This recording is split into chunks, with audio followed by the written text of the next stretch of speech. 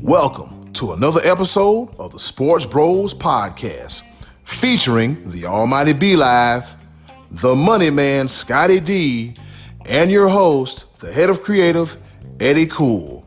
And without any further ado, let's give it up for the Sports Bros. It's Tuesday, so you know what time it is. It's time for another episode of Sports Bros Podcast. What's going on, world? This be your boy, Eddie Cool, a.k.a. the HOC, and you are tuned in to episode number 108. Yeah, 108. Strong. Still going. 108th edition of the Sports Bros Podcast. Hey, fellas, before we do anything else, let's wave to everybody.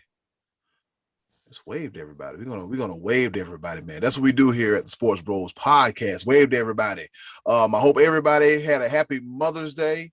Hope you celebrated, ate good, took care of mama, made sure she didn't do a damn thing during Mother's Day. But enough of my incoherent rambling. It's time to introduce two of the best co-hosts in the world. Introducing first, the Almighty B-Live.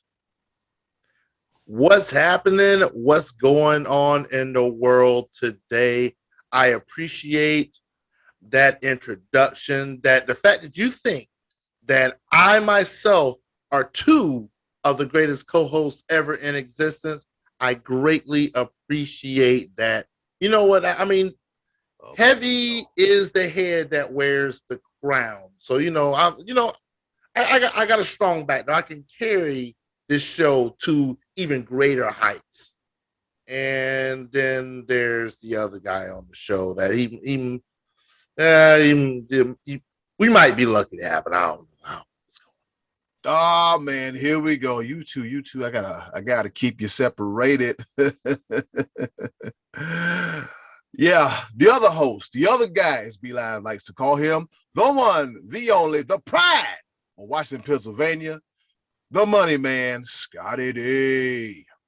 And you are lucky to have me this week because I just left Overtime Sports Cafe where I was conducting my Spring Football League fantasy football draft. So there we go. I'm excited. I got my team set up for fantasy football for the Spring League. Oh, man. It never ends. So Scottie D, what's the name of your team, if you don't mind telling us? The Washington Wild Things. The Washington Wild Things. No, that's a baseball team. That's a baseball team. I like the way you asked him that question because you knew he was full of it when he said that. I had to. By law, I had to. You know how I do this, man. You know how I function over here. You know how we do this. Golly, boy, Scottie D, you something off the chain. You're trying to right now you're trying to intermittently trying to change my pepper point at the beginning of the show. And it's not going to happen. You didn't tell me what your pepper point was. You said you didn't know. So it's actually like a teaser. It's a teaser. So it's opening the door for you to enlighten us and give us some more. But man, I'm excited about my fantasy football team, Spring League, Washington Wild Things. Let's talk about some real sports, huh? All right, so we'll talk about the Washington Wild Things later, and B-Live and Scottie D. I know you want to choke the mess out of them, but before you do that, we got this here podcast to finish, all right? As we know, it's that time of the year in the NBA and the NHL, most namely the NBA, playoffs time. Playoffs? Yes, that's right. It's playoff time. Yes, it's playoff time in the National Basketball Association. So I'll give you a little quick glance. We got the Lakers. They slide damn near out the playoffs, about to slide into the playoff game. We got Denver staying the course minus Jamal Murray. And then the Phoenix Suns. Did anybody pick the Phoenix Suns to win the Western Conference this year? No. Chris Paul for MVP. I'm just I know he ain't gonna get it, but come on. For a team to make that much of a turnaround, but I'm stepping ahead of the game. But I just wanted to go ahead and throw that out there. Did you say Jake Paul for MVP? Oh my sweet mother of God, who lets this guy on the show? Jake Paul for MVP. Anyway, go ahead. Sorry to interrupt. You just sorry. There's no sorry to interrupt. You just plain sorry. But it's okay. It's okay. It's okay. He's trying to steer the show toward his direction. Spicy. Because yeah, okay. little spicy today. You know you don't season your food like we do, but it's all right.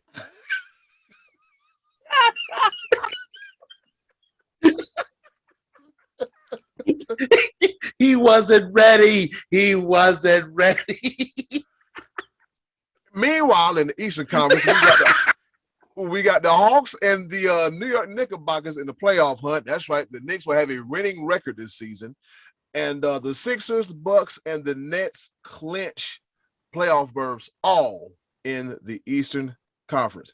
B-Live, man, give us a little quick take on what we should look forward to in the playoffs in the both Eastern Conference and the Western Conference. All right. Well, I want to start off with the biggest story that's going on in the NBA right now is, I mean, it's everybody's looking at the Lakers. They're looking to see where they're going to end up. And if the season ended today, the Lakers would have to play extra basketball. Oh. They would have to play in the play-in tournament. And I would like to take a moment because the big thing about the play-in tournament, a lot of people don't really understand. I actually had to look it up. But here's how the play-in tournament stands. At the end of the season, the 1 seed through the 6th seed, they clinch automatically. They're fine. They're perfectly fine. Mm-hmm. The 7th through the 10th seed, they have to play additional games to get in. The first 2 games will be the 7th seed versus the 8th seed. And then you have the 9th seed versus the 10th seed. Whoever wins between the 7th and 8th seed, they get the 7th pick. They are the 7th ranked team. The loser of the 7th versus 8th seed would go against the winner of the 9th and the 10th seed game. Whoever loses the 9th and 10th seed game, they're eliminated from the playoffs. The winner of that game would play the loser of the 7th and 8th seed. The winner of that game would end up being the 8th seed. The reason why I want to go ahead and explain it, because the significance of that right now is the fact that the Lakers just recently played the Phoenix Suns. The Suns are the number 2 seed right now. The Lakers right now sit at the 7th seed. The Lakers manhandled the Suns. The Suns could not compete with the Lakers' size, and that was without LeBron James. So as it sits right now, the Suns, as hot as they are, they do not match up well with the Lakers. And that could just turn the entire basketball scene upside down. So there's so much basketball that's going on right now. A lot of things can happen because right now. What do you think of that? Let me ask you. What do you think of that? That little playoff format that you just mentioned. What do you think of that? I absolutely love it.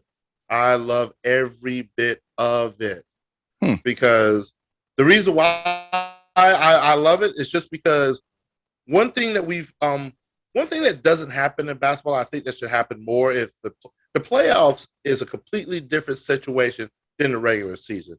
It's more different in the playoffs and comparing other sports than any other sport. In football, you play one game. The better team wins. And even like in baseball, you play series. You play 3 and 4 game series throughout the year. So you get to see who's the better of the 2 teams the majority of the time. Hockey and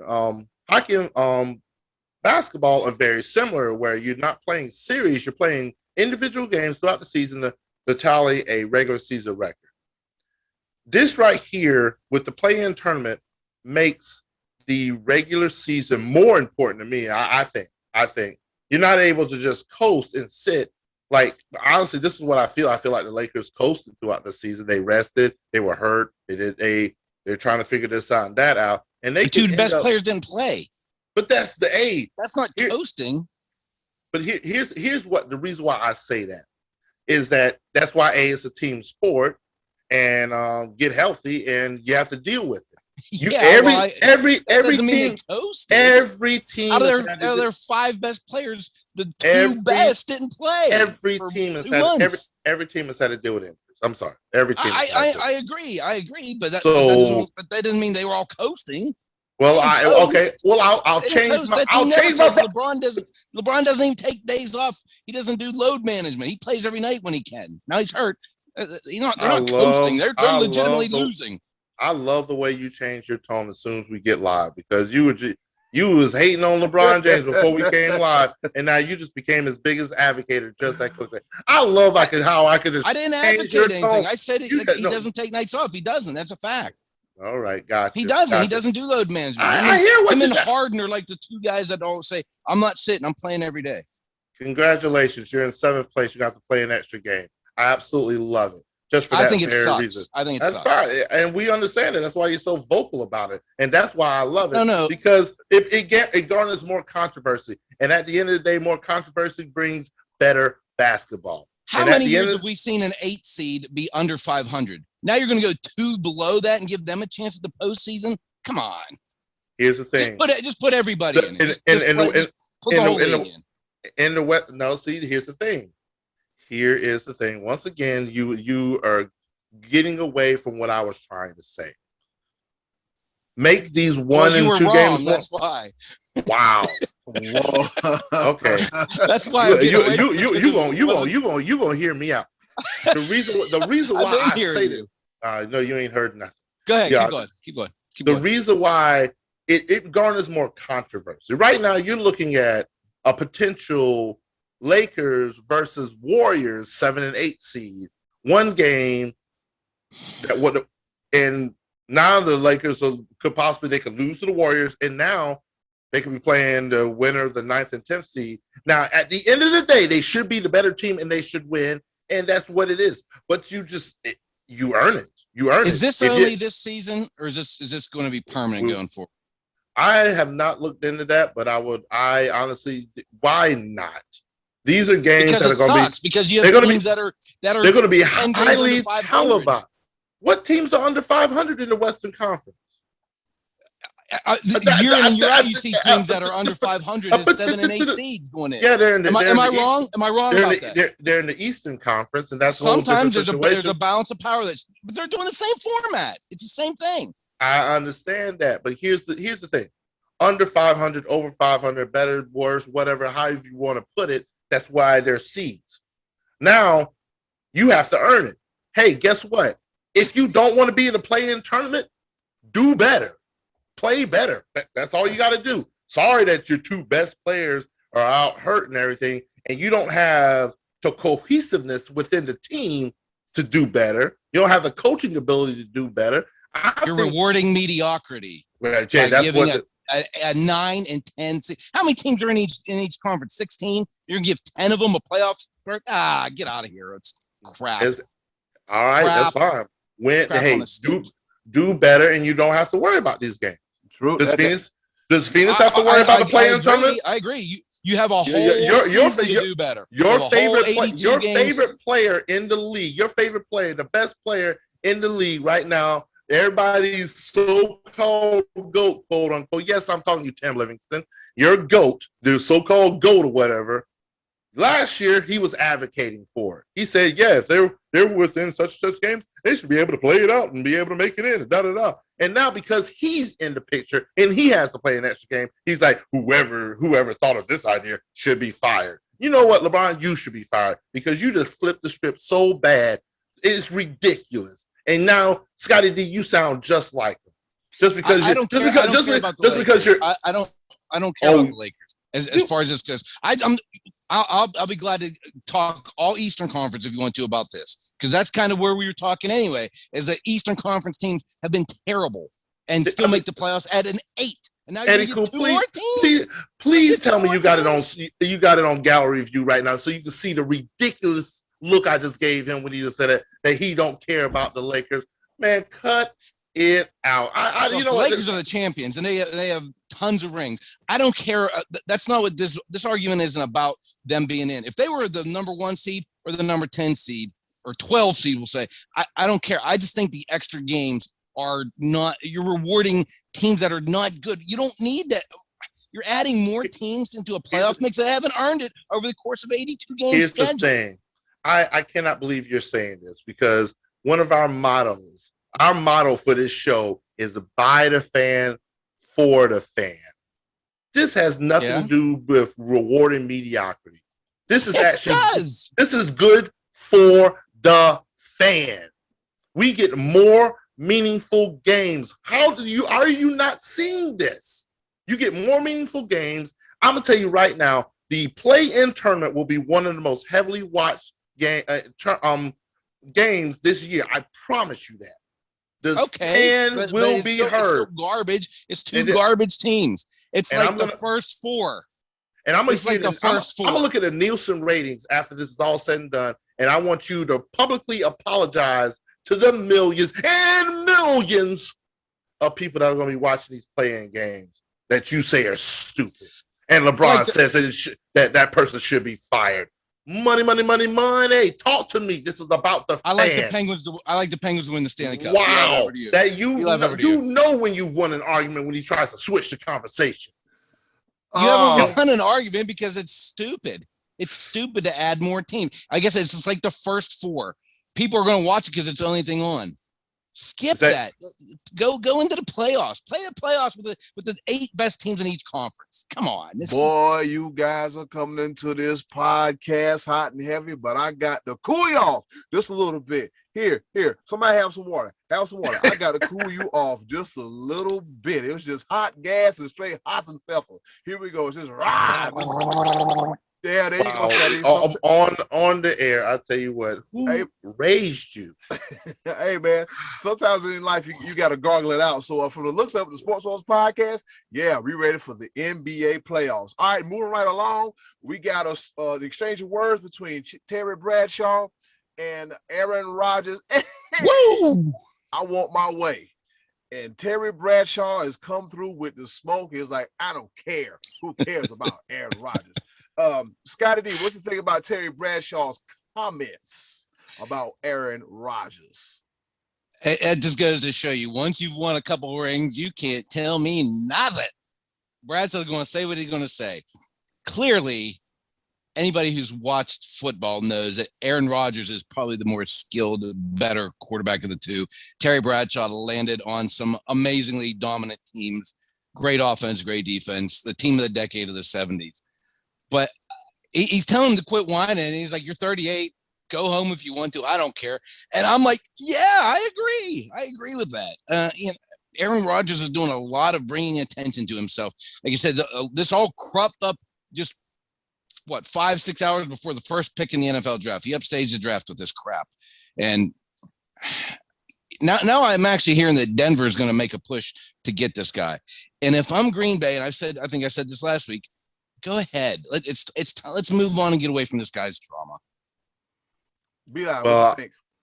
I'm gonna say this. Denver. How do I put this? You know what, Denver? If you feel this is me.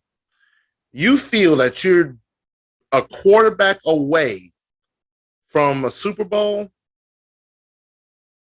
Yeah, go for it. Give away the farm. But I'm going to tell you right now, in my honest opinion, the question is, do you get 7 years out of this guy? This is the only way and the reason why I would go after Aaron Rodgers, if you get 7 years out of him. That's putting him at age 45. I mean, that's putting him to 45. But here's one thing that people fail to realize. Terry Bradshaw, hats off to you, sir. You said how you felt. You said what you said, and that's what it is. And it is what it is. But here's the thing. You said it with his chest. Go ahead. Oh yeah. But here's the thing that I really want to get back to the focus of. Where exactly is Aaron Rodgers going to go? And the reason why I say 7 years is because you're going to give up your future for Aaron Rodgers. Because right now, I'm telling you, Green Bay is looking probably for 3 first-round draft picks, et cetera, et cetera. And the reason why I say if I'm Denver, I'm asking, do I have Aaron Rodgers of last year? Can I get that for 7 more years? The reason why when Scott says that he's going to be 45, yes, he's going to be 45.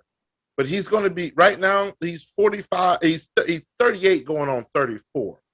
You know why I say that? Because he didn't play his first 3 years.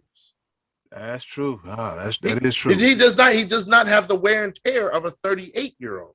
So let's throw that out. Let's throw that out of the window. And it was clearly shown last year. He did not miss a beat. So that's the question. I don't give away the farm for 4 years. I would need him for 7. So I could, because I'm basically giving away because what it sounds like is that they're going to give away their first round draft pick of 2022, 23, and 24. Oof. He better give me those 3 years and then a couple more to develop another quarterback. Because that's what why, if you're Denver, why would you want 7 years? That's are you not hearing my point? 4. Yeah, but I don't understand. Like they did the same thing with Peyton Manning. They replaced the Jacksonville tight end with Peyton Manning. Peyton Manning comes in and they go to the Super. They get their money's worth. But if they would have had they get 4 years out of Manning and 2 Super Bowl appearances and a win, if they had tacked on 3 more and put him at 45 or whatever, it wouldn't have been worth it because he was limping across the finish line. You could have the same thing with Rodgers. Say, I'll give you 3 number 1 picks, but I'll give you an extension, like a 4-year extension to give you a total of 5 years, but 7 years, that's a long time. That's a long commitment to a football player. But I'm not saying give him a 7-year contract. I'm saying if I'm giving away 3 or 4 years of my future draft picks for this guy, he better give me 3 or 4 years. And here's again, I will say this, and hopefully I'm confused.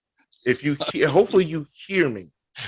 You said 7, and you said I'm not saying 7. So I'm saying 7. I'm not saying a 7-year contract. I'm saying that he is as good in 7 years as he is now. If you're committing to him by giving the other team 3, 4, 5 draft picks, you don't give away 3, 4, 5 draft picks just for 2 or 3 years of product. You don't do that. If it wins you a Super Bowl, you do. You get a Super Bowl when you can. Does Denver have the pieces together? Are they a quarterback away from winning the Super Bowl? I don't know. I wonder if they evaluate that way. I don't know what their thinking is. And the answer to that is no.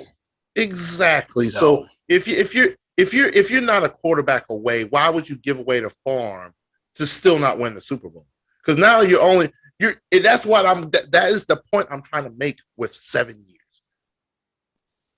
He has to be that good for them to give away the farm because he absolutely has to produce a Super Bowl with his tenure there. He has to. And now you're giving away your bargaining chips because you can't build around him. What was his biggest issue with Green Bay? They didn't build around him. So now he's going to go to another team and they're giving away the things that to build around him. They're not a quarterback away. So don't give that up. I'm just telling you. It'd be something different. I'd be something different if it was another team. If it was New Orleans Saints. Yeah. If it was the Saints. Yes. If it's the Saints, absolutely. Let me see. Let's throw out another team. Well, the Bears picked up a quarterback. So I think the Bears can do a lot of damage. They're very close. Mm-hmm. They made the playoffs last year. And they're a quarterback away. But Denver's not just a quarterback away. So you don't. So I don't. That's what I said. What I said. Yeah. The thing with Denver is they're they have some potential at wide receivers and everything, right? They do have potential at wide receivers, but but as B-Live stated, hey, in order to get, you got to give. And so what are the Broncos willing to give up at this point? All right, Scottie D, get your 7 years. 7 years. Yeah. 7 years. All right. Yeah. Since you guys seem to be in a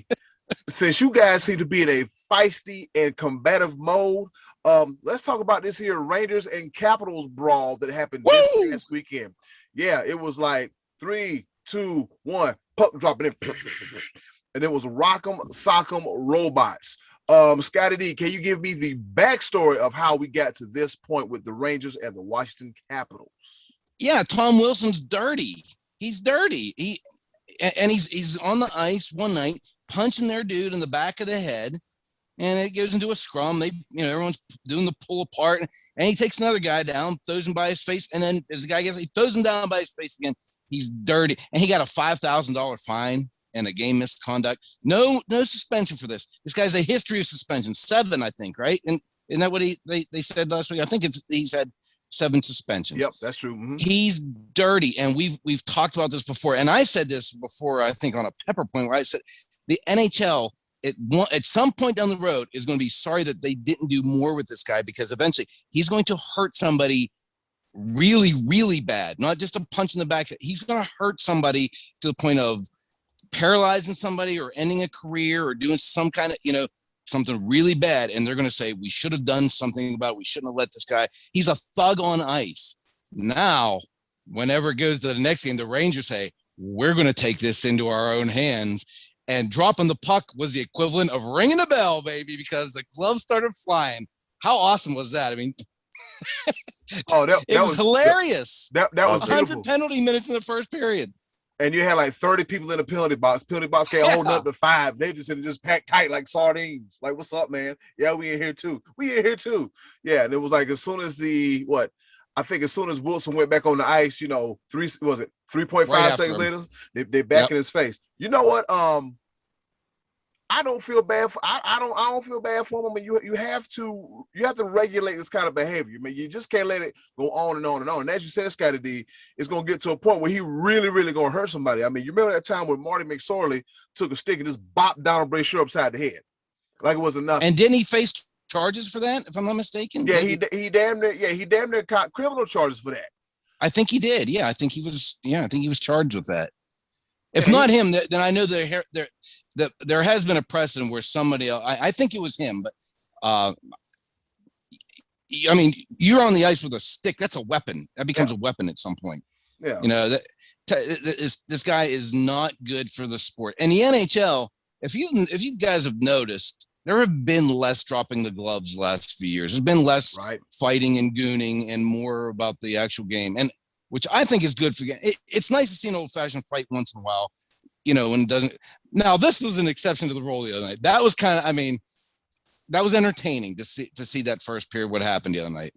But Tom Wilson got to go, man. I mean, this guy, he's not good for the game of hockey. No, he's good. That's the thing. He's good. He's a good player, and nobody thinks of him as a good player. Everybody thinks of him as a dirty goon. Kids got a rep. Be like, where you at on this? Well, I'm going to say this. I agree with Scottie D to a point.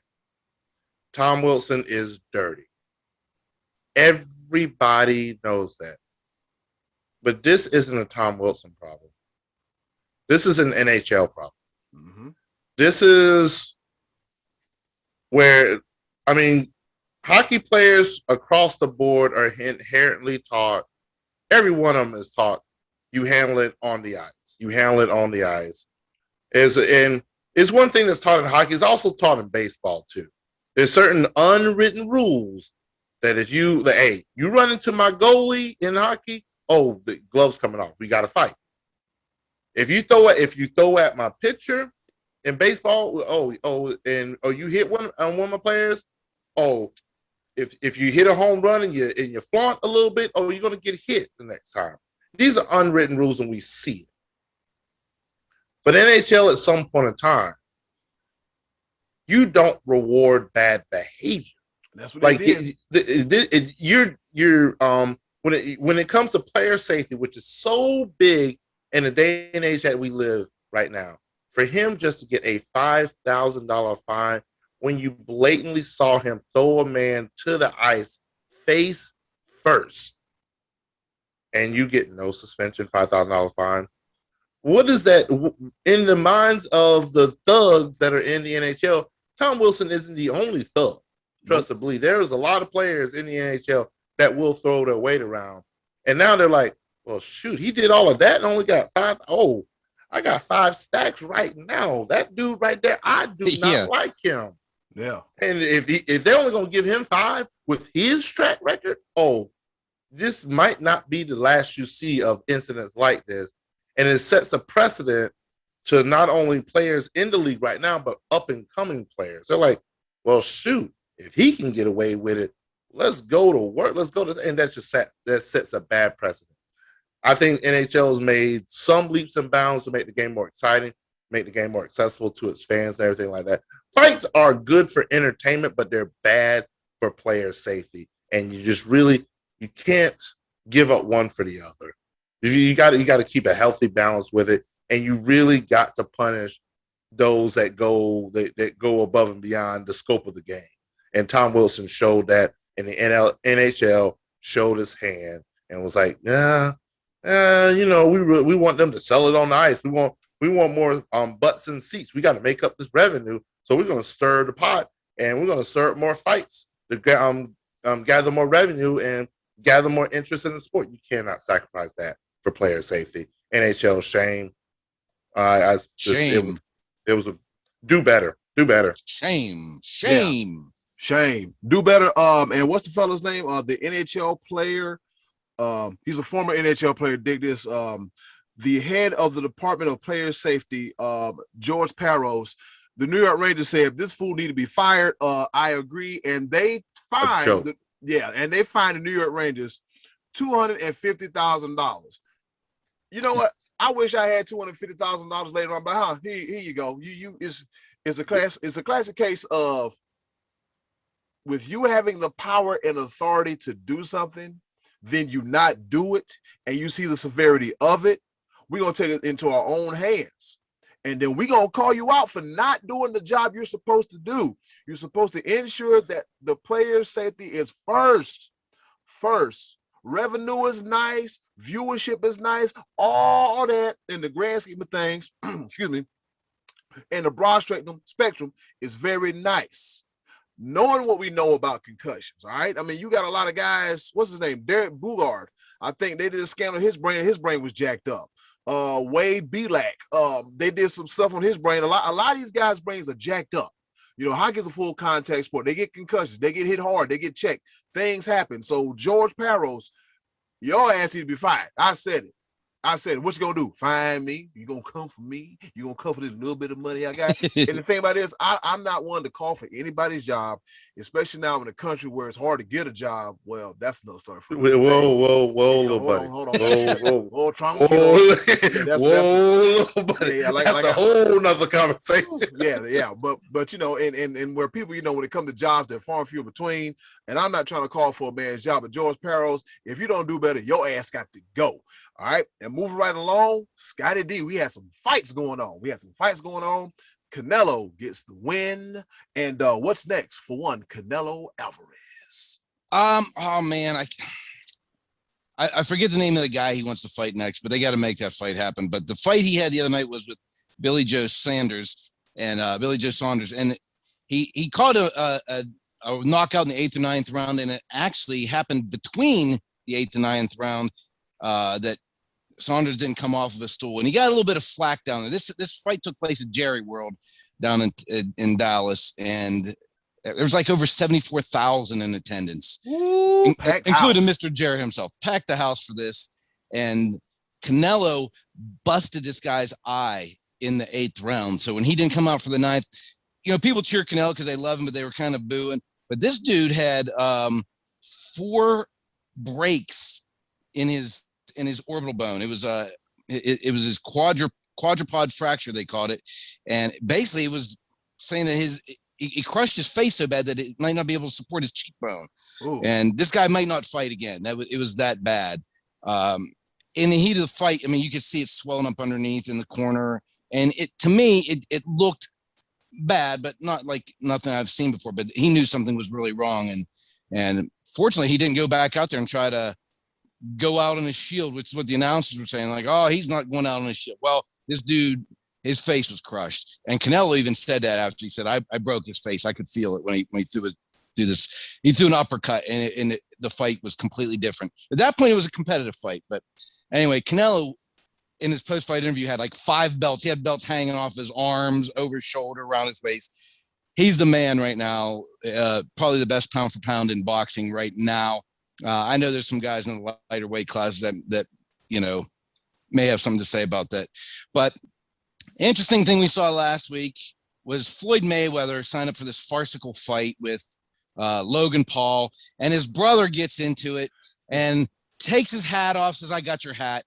Obviously, he's he's trying to sell, which is strange because it's the brother that stole the hat, and Mayweather and the entourage go after him, and he gets his shirt ripped and all that. What I thought was kind of funny though is Conor McGregor then chimes in at Floyd Mayweather and says, "That's embarrassing." Huh.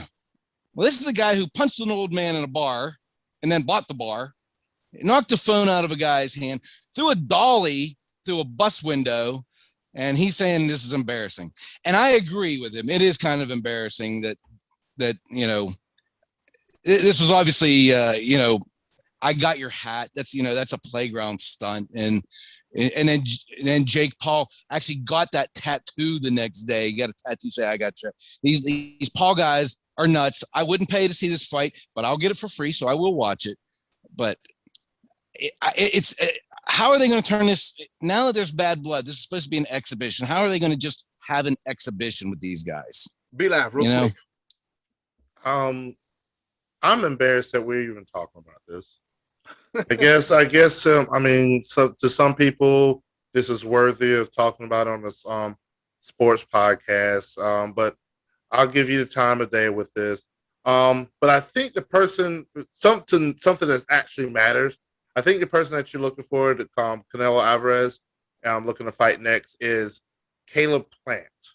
Yeah, that's the one. Yes. Because he wants to be the undisputed super middleweight champ. And that I would pay to see. So with that being said, yep, that's what's going on right now. Yes, sir. And fellas, guess what else is going on?